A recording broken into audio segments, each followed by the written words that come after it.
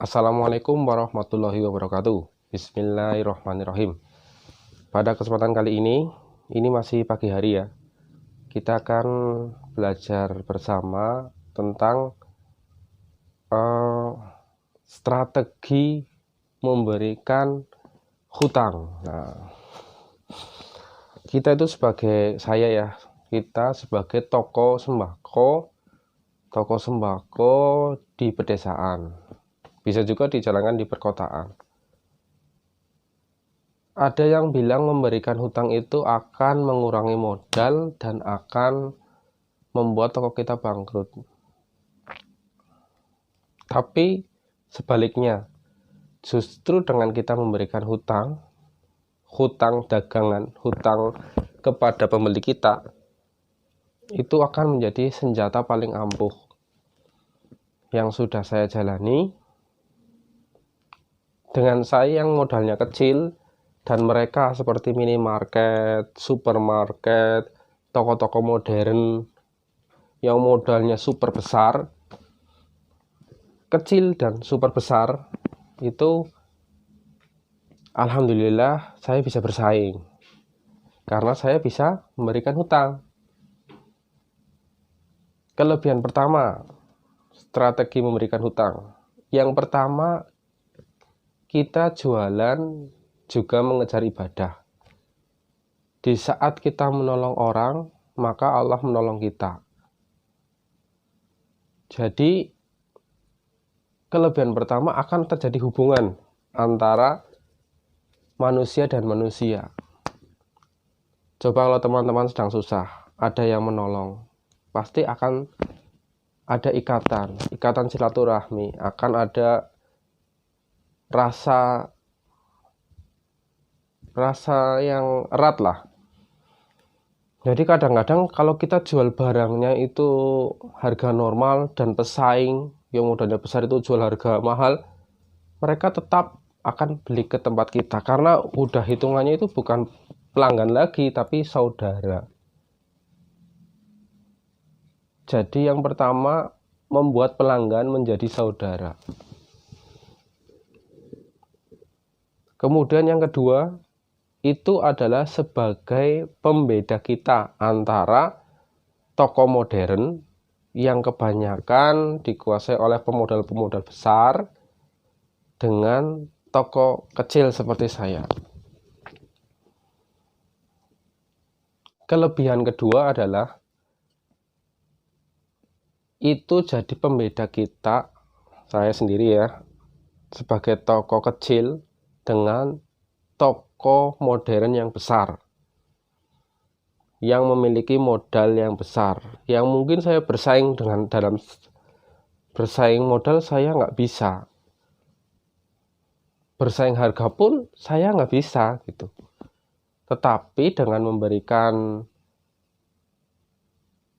pinjaman barang, apalagi kita sembako, mereka butuh beras, belum punya uang, kita pinjamkan, silakan.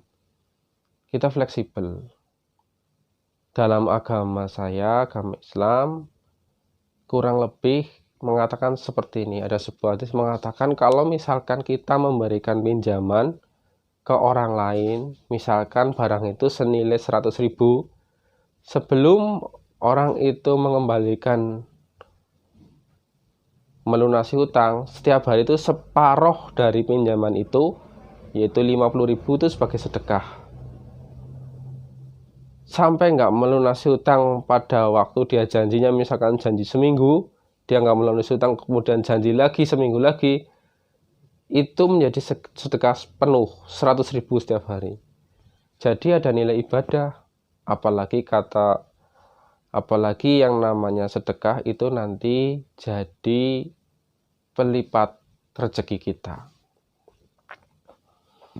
Jadi yang pertama itu adalah membuat pelanggan menjadi saudara. Yang kedua itu adalah pembeda antara saya, toko kecil, dengan toko modern yang bermodal besar.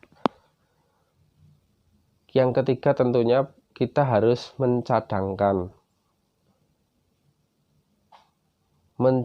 uang, jadi manajemen resiko.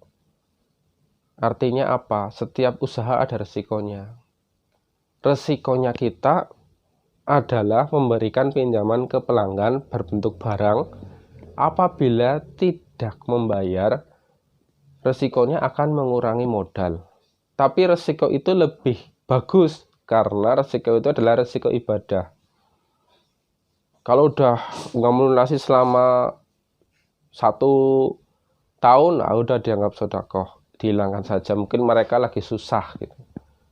Jadi kita punya modal 10 juta, jangan dibelanjakan semua 10 juta. Ada cadangan 1 juta.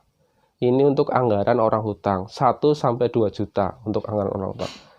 Kita punya 10 juta, daripada resiko yang model kita ngiklan. Kita punya modal 100 juta, ada biaya iklan 30 juta atau 20 juta atau 10 juta. Itu nggak ada nilai ibadah, itu cuma sekedar iklan.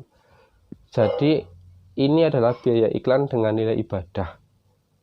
Jadi teman-teman jangan takut kalau misalkan nanti modalnya tergerus. Awalnya seperti itu, tapi alhamdulillah saya berjalan selama kurang lebih 5-6 tahun. Alhamdulillah omset yang masih kecil lah ya, di kampung itu sehari 5-6 juta kurang lebih. Dari yang awalnya 100.000, 200 cuma akhirnya. Tetapi ada ikatan yang baik antara, kita berusaha menjalin ikatan yang baik antara pelanggan, dan saya ingin menjadikan pelanggan itu seperti saudara. Di saat mereka butuh, kita bisa membantu. Namun di saat mungkin uang di luar sudah terlalu banyak, kita pun mohon maaf. Atau kita tulis di kertas, mohon maaf, saat ini belum bisa menerima hutang. Terjadi rasa saling pengertian. Oh, berarti mohon maaf saat ini belum bisa menerima hutang. Kalau ditanya kenapa? Karena uang di luar masih banyak. Jadi kita jangan saklek. Inilah strategi toko sembako kita. Seduluran, persaudaraan. Demikian ya teman-teman. Mohon maaf apabila ada perbedaan pandangan.